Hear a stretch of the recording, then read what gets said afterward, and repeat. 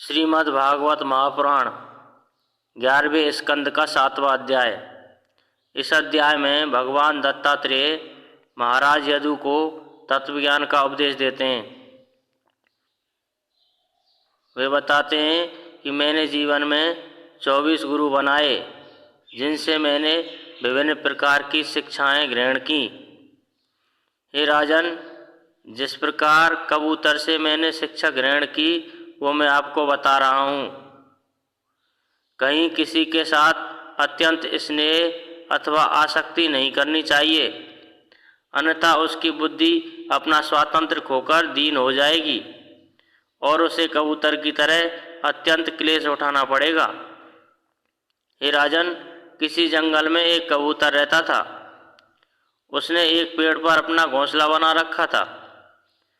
अपनी मादा कबूतरी के साथ वह कई वर्षों तक उसी घोंसले में रहा।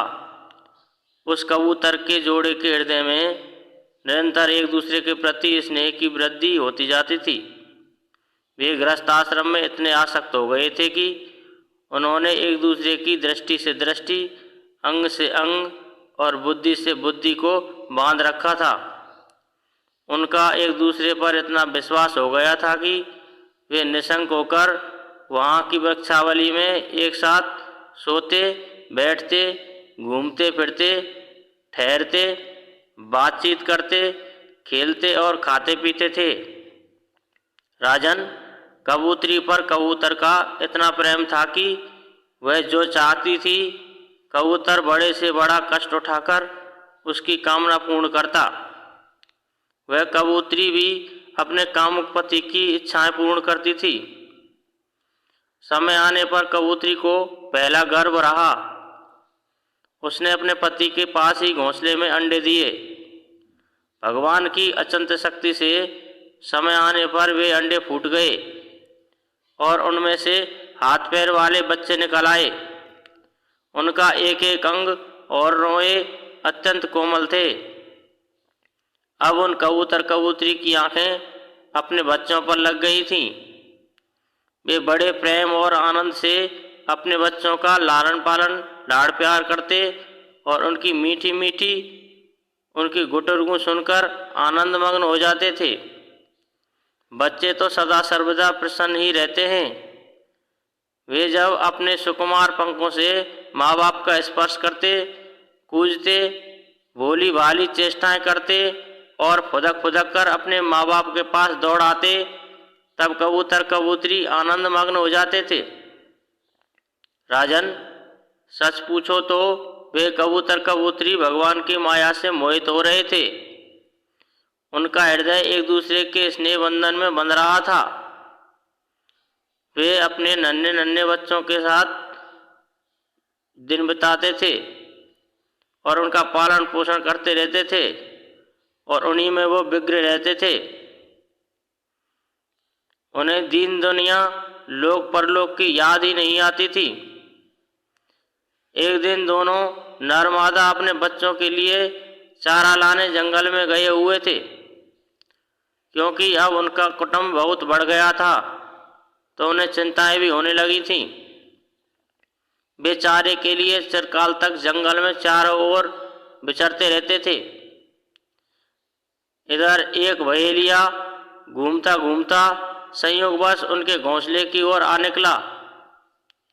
उसने देखा कि घोंसले के आसपास कबूतर के बच्चे फुदक रहे हैं। उसने जाल फैलाकर उन्हें पकड़ लिया। कबूतर कबूतरी बच्चों को खिलाने पिलाने के लिए हर समय उत्सुक रहा करते थे। अब वे चारा लेकर अपने घोंसले के पास आए।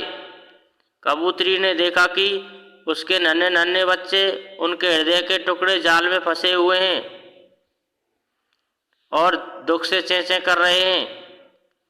उन्हें ऐसी स्थिति में देखकर कबूतरी के दुख की सीमा ना रही। वह रोती चिल्लाती उनके पास दौड़ आई।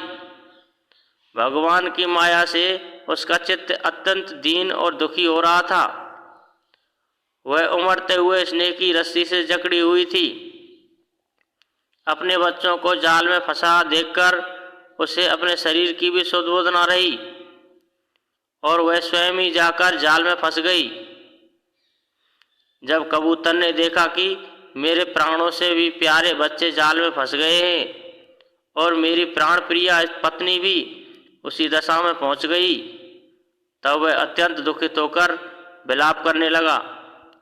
सचमुच उस समय उसकी दशा अत्यंत दयनीय थी। मैं अभागा दुर्मति हूँ, अभागा हूँ, हाय हाय मेरा तो सत्यानाश हो गया। देखो देखो, अभी तक मुझे तृप्ति भी ना हुई, न मेरी आशाएं पूरी हुई। तब तक मेरा धर्म, अर्थ और काम का जो मूल गृहस्थाश्रम है वो सारा नष्ट हो गया। हाय मेरी प्राण प्यारी मुझे ही अपना इष्टदेव समझती थी, मेरी एक एक बात मानती थी, मेरे इशारे पर नाचती थी, सब तरह से मेरे योग्य थी। आज सब मुझे सूने घर में छोड़कर हमारे सीधे साधे निश्चल बच्चों के साथ स्वर्ग सिधार रही है। मेरे बच्चे मर गए, मेरी पत्नी भी मर गई, मुझे छोड़कर चली गई। अब मेरा संसार में क्या काम। मुझ दीन का इस विधुर जीवन में बड़ा दुख है। मैं बिना गृहिणी का जीवन कैसे जीऊं, जलन और व्यथा का जीवन कैसे जीऊं। अब मैं इस सूने घर में किसके लिए रहूं।